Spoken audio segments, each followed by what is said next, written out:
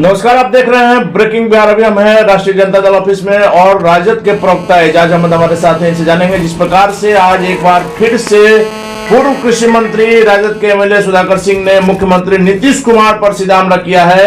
हालांकि इसके पहले भी उन्होंने कई बातें कही जिसके लिए राजद ने उन्हें नोटिस भी थमाया था, लेकिन उसके बावजूद सुधाकर सिंह का बोलना जारी है। एजाज अहमद जी, कल भी जिस प्रकार से मुख्यमंत्री जी ने कहा कि जो लोग बोलते हैं वो बोले, जो बोल करके पार्टी का नेता बन सकते हैं, जनता के नहीं। सुधाकर सिंह का जो जवाब आया आपने सुना होगा।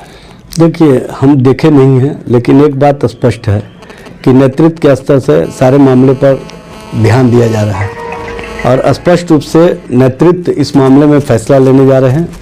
जो भी फैसला होगा सबके सामने आ जाएगा। लेकिन एक बात मैं बता देना चाहता हूँ, महागठबंधन सरकार पूरी मजबूती के साथ माननीय मुख्यमंत्री नीतीश कुमार जी या माननीय उप मुख्यमंत्री श्री तेजस्वी प्रसाद यादव जी के नेतृत्व में जन सरकार के मुद्दे पर, जनहित के मुद्दे पर, जनता के लिए और नौजवानों के रोजगार के सवाल पर अब भारतीय जनता पार्टी को सत्ता से बेदखल करके जिन उद्देश्यों को लेकर के आगे बढ़ रही है, उन उद्देश्यों में हम पूरी तरह से सफल रहे हैं और स्पष्ट रूप से ये दिख भी रहा है।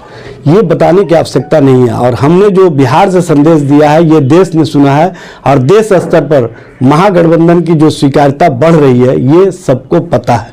इसलिए भारतीय जनता पार्टी जिस तरह की राजनीति करना चाहती है वो राजनीति बिहार में चलने वाला नहीं है। बिहार में महागठबंधन के नेतृत्व करता माननीय नीतीश कुमार जी और माननीय तेजस्वी प्रसाद यादव जी महागठबंधन की मजबूती के साथ साथ जन सरकार के मुद्दे पर जनता के लिए काम कर रहे हैं और नौजवानों के रोजगार के सवाल पर जो हमने कहा उसको अमल में लाना शुरू कर दिया। ये स्पष्ट रूप से दिख रहा है। एजाज जी, आप ही की पार्टी के पूर्व मंत्री वर्तमान विधायक सुधाकर सिंह हैं, वरिष्ठ नेता हैं, वो अगर बोल रहे हैं इसमें बीजेपी कहां से आ जाती है? देखिए, बीजेपी क्या राजनीति चल रही है ये सबको पता है। बीजेपी के बारे में बताने की आवश्यकता नहीं। बीजेपी ने 2020 के चुनाव में किस तरह की राजनीतिक चाल चली, वो अपने पिच पर 12th मैन को खिलाना चाहती है। उसके बाद उनका हश्र क्या हुआ, फिर एक केंद्रीय मंत्री के माध्यम से राजनीति किया, उनको भी अपने पिच पर खिलाना चाहा। समय रहते माननीय मुख्यमंत्री जी ने पहचानने का काम किया और उनको भी और भाजपा को भी सत्ता से बेदखल करके स्पष्ट संकेत दे दिया कि बिहार में राजनीतिक साजिश चलने वाली नहीं है। उसी के बाद से भाजपा खेमे में बौखलाहट है और भाजपा को ये बात पता है कि हमारे बिहार में जो नेतृत्व करता है उन पर बिहार की जनता का विश्वास नहीं है। इसीलिए भारतीय जनता पार्टी नित नए नए प्रयोग कर रही है, लेकिन उनका जो भी प्रयोग है वो निष्फल रहेगा। लेकिन एजाज अहमद जी, आप ही के नेता ने कहा है, तेजस्वी यादव ने कहा है, आप लोग सारे लोगों ने मीटिंग में इन बातों को कहा था कि महागठबंधन पर सिर्फ लालू प्रसाद यादव और तेजस्वी यादव बोलेंगे। और इसके बाद तेजस्वी यादव ने यह भी कहा कि सुधाकर सिंह की जो भाषा है वो बीजेपी की भाषा है। तो अगर बीजेपी की भाषा है तो आपको कार्रवाई करने से किसने रोका है? तो आप ये बात स्पष्ट रूप से जब माननीय उप मुख्यमंत्री जी ने स्पष्ट कर दिया तो उसके बाद अब पूछने की आवश्यकता नहीं है। आप लोग कार्रवाई क्यों नहीं कर रहे हैं? समय आने दीजिए, सारी बात नेतृत्व के निगाह में है, सारी बात स्पष्ट रूप से सामने आ जाएगी। इसमें किसी को कहने और सुनने की बात नहीं है।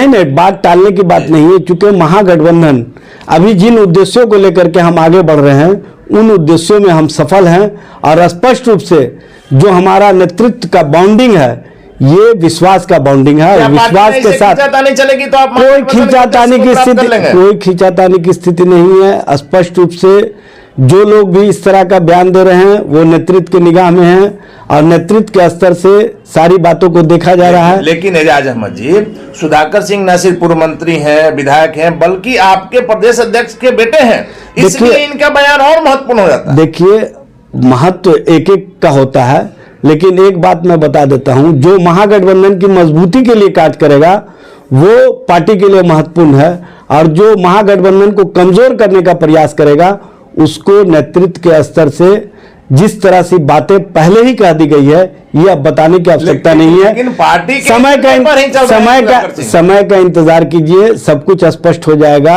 कि किस तरह का एजेंडा है, किस तरह की सोच है, ये लोगों के बीच सामने आ जाएगी। सवाल मेरा है कि मुख्यमंत्री नीतीश कुमार को उन्होंने चैलेंज कर दिया है कि 17 वर्षों से आपने चुनाव नहीं लड़ा है, अपने ही पसंद के किसी क्षेत्र से चुनाव लड़ करके और देख लीजिए कि आपका विकास का जो ये ढोंढला जो आप जो ढकोसला जो बनाए हुए हैं, जो ढिढोरा पीट रहे हैं, वो कितना झूठा है। ये बहुत बड़ी बात है। देखिए, महागठबंधन का नेतृत्व माननीय नीतीश कुमार जी और माननीय तेजस्वी प्रसाद यादव जी पूरी मजबूती के साथ जो सामाजिक राजनीतिक चेतना के साथ साथ हम जो जनता के लिए काम कर रहे हैं, ये जनता का विश्वास हमारे प्रति बढ़ा है।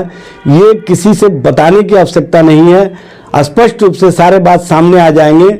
जब चुनाव का समय आएगा तब वो भी मामले सामने आ जाएंगे, लेकिन पहले से कोई बात कहना ये सही नहीं होगा। लेकिन समय का इंतजार कीजिए, सब कुछ स्पष्ट हो जाएगा। चलिए, धन्यवाद आपका। थे हमारे साथ राजद के बिहार के प्रदेश प्रवक्ता एजाज अहमद, जिनका साफ तौर पर कहना है कि समय का इंतजार कीजिए। सुधाकर सिंह के मामले में भी जो बातें इन्होंने कही, इसके पीछे कौन है, वो सारी तस्वीर साफ हो जाएगी। वक्त का इंतजार कीजिए। महागठबंधन में लोगों का विश्वास बढ़ा है। हालांकि एजाज अहमद के दावों में कितनी सच्चाई है तो वक्त बताएगा। फिलहाल आप बने रहे ब्रेकिंग वेब से।